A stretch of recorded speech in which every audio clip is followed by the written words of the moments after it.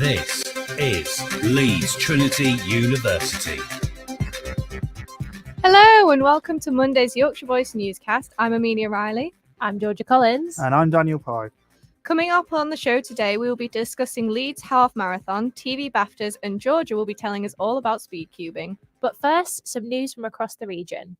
A man has been arrested this morning on suspicion of the theft of blue plaque commemorating the life and legacy of David Holloway.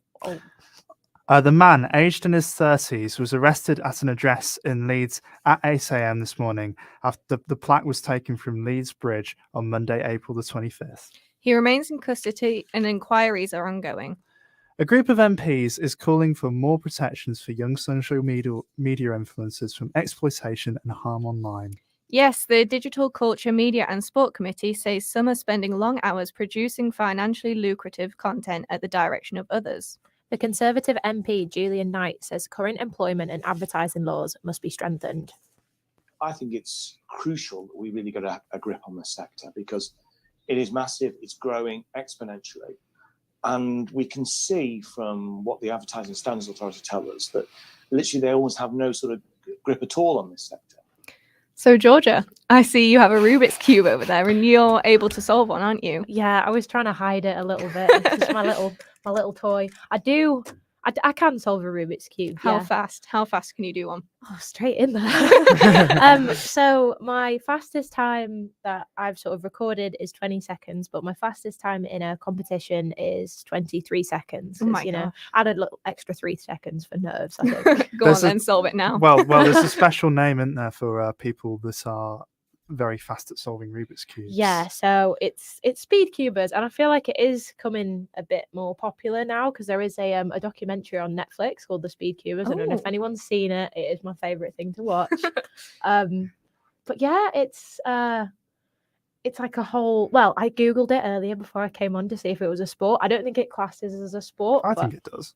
It says it should be. I think it should sports be. And if like snooker and darts. Yeah, I think it can surely. qualify. Yeah, I think it'll qualify. And I feel like I'm going to burn calories in my hands from doing it Yeah, really, exactly. really fast. Yeah. Go on then, solve one now and we'll time you. Oh, you want me to do it now? I mean... Yeah, can... dance monkey right, dance. Okay. Yeah. I'll have a little go, but you can ask me questions as I go if you like, so I don't get nervous.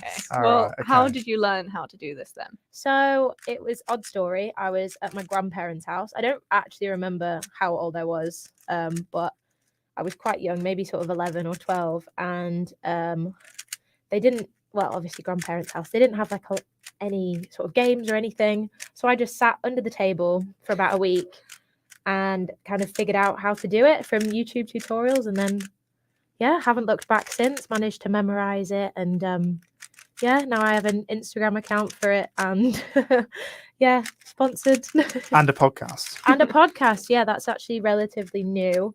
I think I just did episode 5. There you go. Oh my god, that was speedy. Yeah. But this one's a little bit slower. I borrowed it from one of the girls at uni. So it adds a couple more seconds. Oh yeah. It's not great. And then how dare she? So what have you done on your podcast then? So I've spoken to a couple of YouTubers, I want to say. So they go to competitions and compete regularly. A couple of them were like global champions, and that are in sort of worlds that they call it, the cubing competitions. But they just they make YouTube videos about sort of different kinds of Rubik's cubes, and they're doing quite well for themselves. One of the ones that I spoke to most recently, he's Australian and he has about 500,000 subscribers, so that was a bit. Oh wow! I was sweating a little bit. In my world, that's like meeting Beyonce. Almost as much as the Yorkshire Voice Newscast. Exactly. Almost. Yeah, we're just almost as much. Almost as much. But I've never actually been able to solve a Rubik's Cube. You're not one of those that takes the stickers off. Unfortunately so. When I was a child I did that and I got really sad, so my sister gave me some glue. That makes me feel a little bit sad. It upset me after I did it. I was like, why have I done this to myself? Oh well, I mean, I could teach you. Go on, how fast can you do a Rubik's Cube? So we've got never and 20 seconds and then 20 seconds. Okay, do you reckon you can get her up to 20 seconds? I mean, probably Most not in the definitely time not. we have today, but the general kind of there's a couple of different methods that you can use, and the basic one you can probably learn it in a minute. Well, not learn it, but you can learn that method and get it down to about a minute without wow. learning a ridiculous amount of algorithms, and then you will have to move up to a different sort of kind of method, and that's called CFOP. This is all going to get very technical in a second. Everyone's going to know what I'm talking about, and that involves probably around 300 different algorithms if you're doing My it gosh. properly. So I don't even know all of them yet. So there is potential for me to get quicker if I really get my head down with it. But there's other things to be doing, isn't there? Yeah, and it is a lot more difficult to learn all the algorithms when you get a bit older. So yeah, I think I'm gonna try and learn a few more. But this weekend I actually went to a competition in Wakefield, and I got to speak to people that were competing there, and yeah, this is what happened.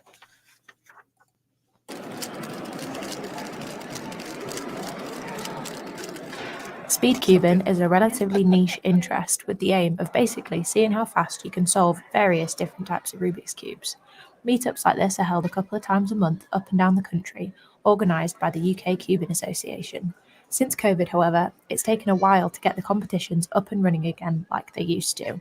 James Moy, one of the delegates from the event, has been involved with a number of competitions. Probably about 70. I think it's around there. I've competed in about 110 across 24 countries, somewhere around there. Our UK Championships in 2019, we had around 350 competitors, so over twice the size of this one. Yeah. However, for your normal month-to-month competitions that we usually have, they tend to be somewhere in the region of 80 to 150 competitors. Yeah.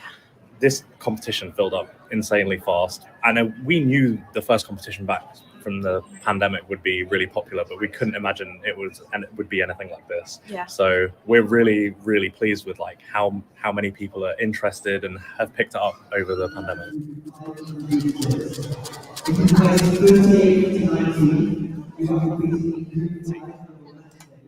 I couldn't go to a speedcubing competition and not join in, but unfortunately I didn't make it to the second round. I thought 20 seconds was an alright time, but it turns out the winner of this weekend's competition and world record holder, Patrick Ponce, was completing the cube in just under 6 seconds. Patrick is originally from the United States, but has been living out here for university. As I was chatting to the pro cuber, I found out that this competition is the last he will be doing in the UK, and the last he'll be participating in. So I'm actually leaving in a few days on Saturday. So May 14th is my flight back. Yeah, it's a short amount of time. Fortunately, it's going to be my last comp for the foreseeable future. I just, it's really hard to get over here. Obviously, if there's some big championship or if I get the opportunity, I'd love to come here and without thinking twice, without losing a minute of sleep over it. But now that I'm going to be in the US and I'm going to be focusing more on career stuff, I'm not going to be able to justify, spending the amount of time that it takes to come over here and spend time here. But obviously, since I started, I was 10 years old, and now that is 10 years ago. And so it's been such an integral part of my life, formed the way I kind of approach social situations and all that. Yeah. So it's still going to be part of kind of my identity and kind of how I go about life, for sure. Yeah. Definitely. Let's take a look at VE Day now, which took place over the weekend, celebrating Allies' acceptance of Germany's surrender at the end of World War II. Our reporter, Phoebe Mawson, visited VE Day celebrations yesterday.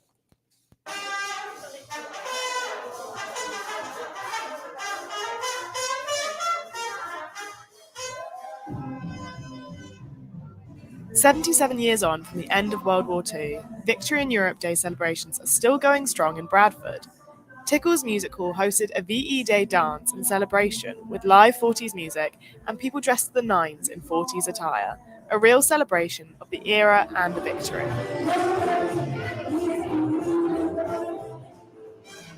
I spoke to the event organiser, Ellen Boyle, about why it's still so important to celebrate VE Day.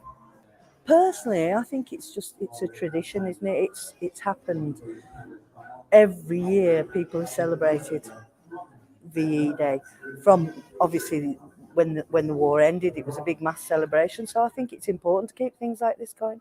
I think it's really important, especially for the younger generations, because otherwise, what will they know about? People at the event shared similar thoughts. Well, for us, I suppose it's to do with the veterans, and just I think it's important to remember those people that basically gave their lives for us to enjoy the freedoms that we enjoy today and the democracy. We were brought up in the 50s, Yeah. just after all the Just after thingy rationing had and finished, everything, you know, rationing and everything. So we knew what it was like. Younger generation today don't. Well, they might do now after COVID, but that's a different thing altogether. It's just the patriotism of it all as well. It brings everybody together. It's like a big party all the time. It's lovely. Yeah, we just hope it passes on to our kids and our grandkids. I noticed Des, a 74-year-old veteran, sitting at his table with his wife Maureen, with his regiment pin proudly on his shirt collar. I asked him what he thought about VE Day celebrations. It's important to keep in every memory that I have and everybody else have. You can't take that away. You just can't take that away. When I walk in here and I watch this, yeah, there's a lump in my throat. Yeah, there is. And in London, I don't know, the first time I went, I couldn't believe the amount of people who were standing, clapping and cheering. Us old fellas were marching up to the tunes of what we're listening to now, but the camera's clicking, and when we got to the end, I just couldn't believe it. I honestly couldn't believe it. Lump in my throat, tears in my eyes, and I thought, I've got to come back, and I've gone every year since. All that's missing from the event is the younger generation. The venue is packed, and all people there wanted to do was celebrate and pass on their experiences, while waving small British flags in time to a swing. So the memory of those who fought can live on.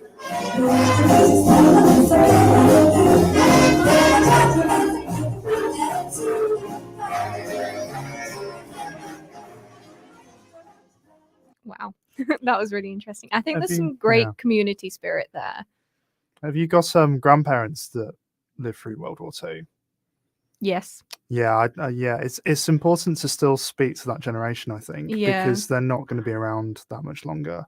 Like I think about my granddad. He's in his like late 80s, and he was like a child when World War II happened, but he does still have memories of that time. Yeah. And my gran as well, like she contributed to the war effort and stuff.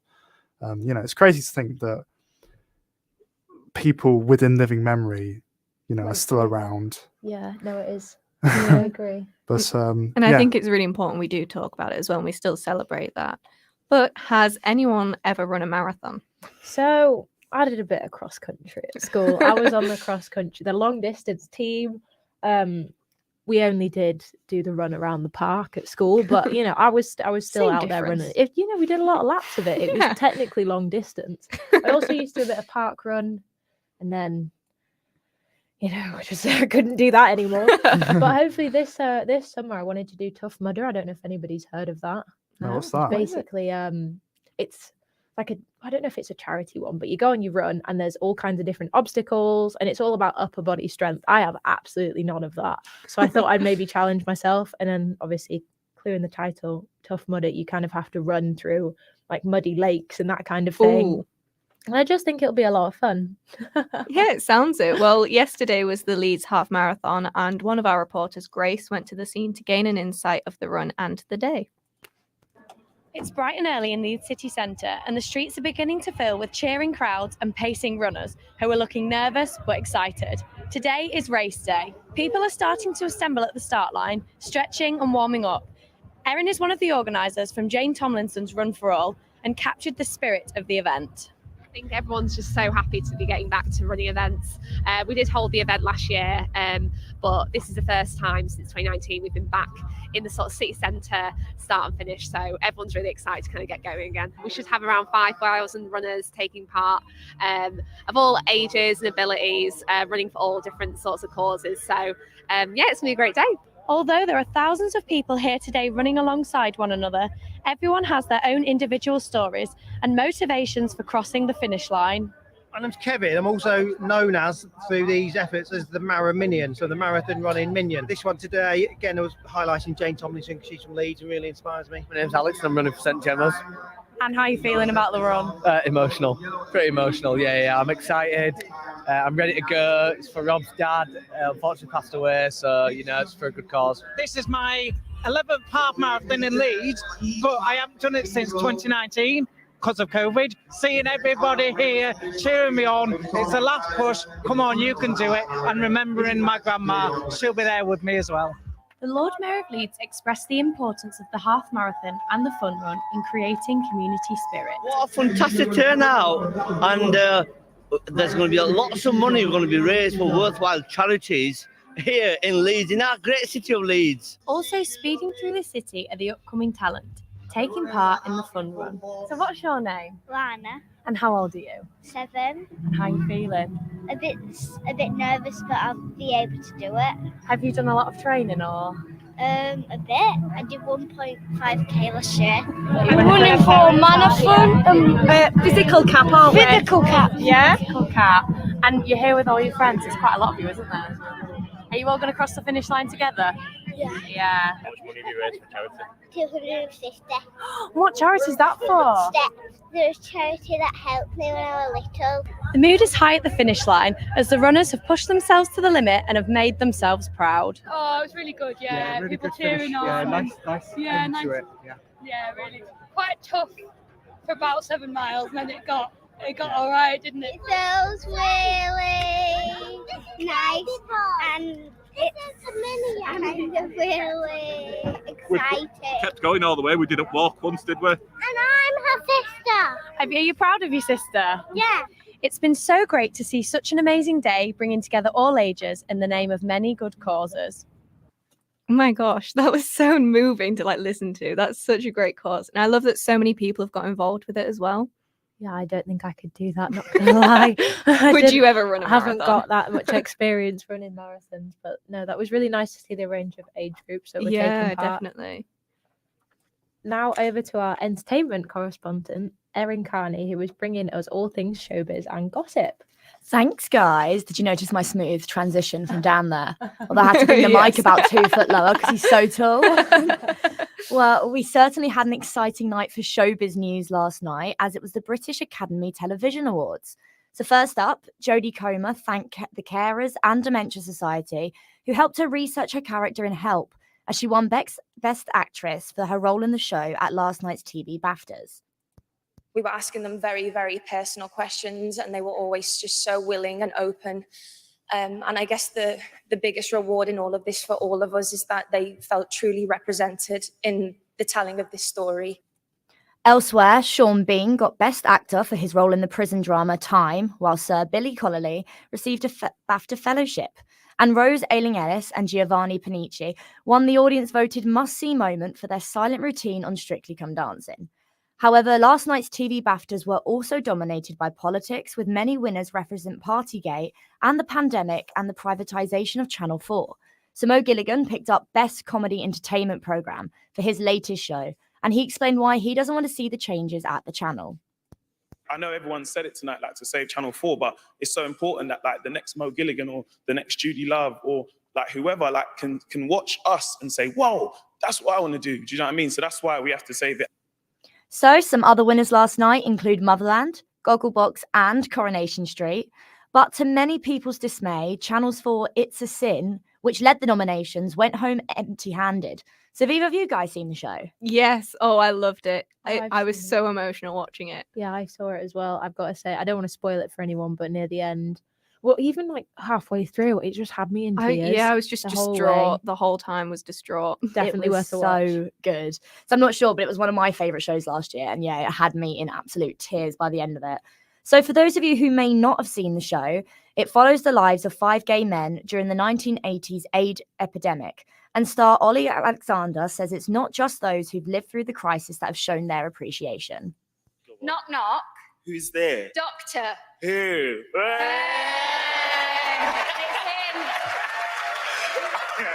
Okay, talking about jokes. Yeah, that's why they chose us for the comedy bit. Okay, so that might have been the wrong clip there, and it has spoiled my next big announcement, but never mind. So for any Doctor Who fans out there was an exciting big announcement yesterday. BAFTA award-winning Ncuti Gatwa has been announced as the 14th Time Lord in Doctor Who. The Rwandan Scottish actor is set to take over from Jodie Whittaker. Ncuti and his sex education co-star Amy Lou Wood presented one of the awards and could not resist joking about him being announced as the new Doctor Who. So it is all very exciting, but that is all from me from Hollywood of the North. Thanks, Erin. And now we have some news on sports. So here's Will Cole with a roundup from across Yorkshire's football teams. It's been a busy weekend of football as seasons come to an end across the Football League. Let's start in the Premier League with struggling Leeds United, who fell into the relegation zone yesterday after a 2-1 defeat to Arsenal in North London. Everton's win at Leicester means Leeds fell into the bottom 3 on goal difference. To make things worse, fullback Luca Ayling will miss the last 3 games of the season after he was sent off in the match against Arsenal. Manager Jesse Marsh knows how big a challenge United are facing to stay in the Premier League. Between injuries and suspensions, we're down to not a lot of players. And we need every guy to be able to be ready to give whatever it takes to help us get through this situation. So our back's against the wall, but we've got to be ready, and we're ready to fight. Yorkshire news from the Championship is generally more positive. Huddersfield Town fans might recognise these sounds from their playoff final victory in 2017.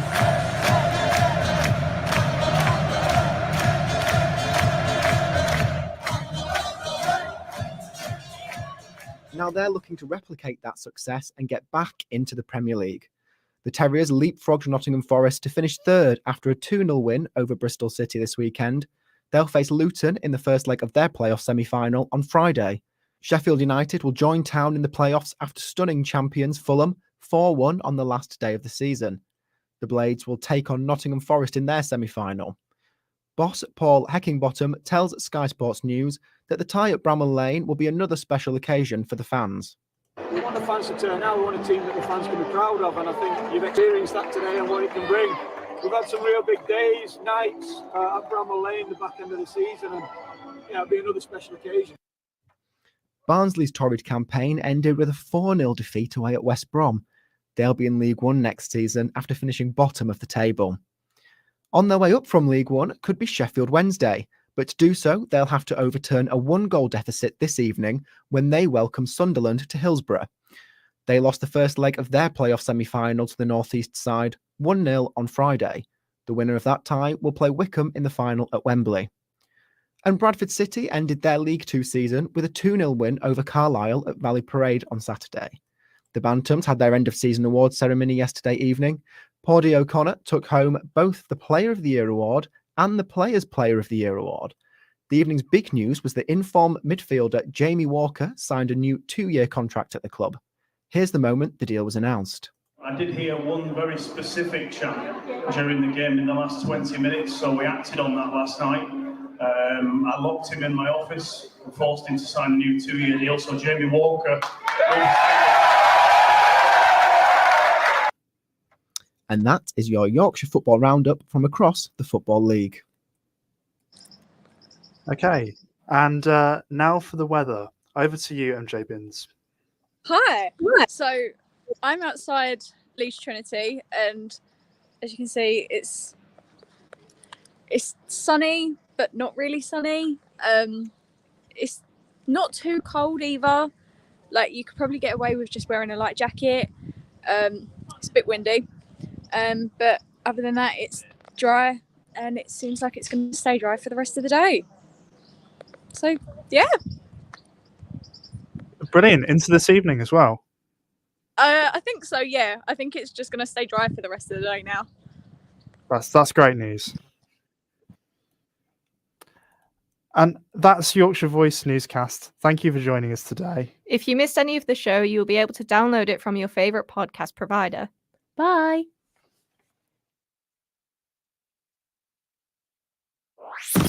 This is Leeds Trinity University.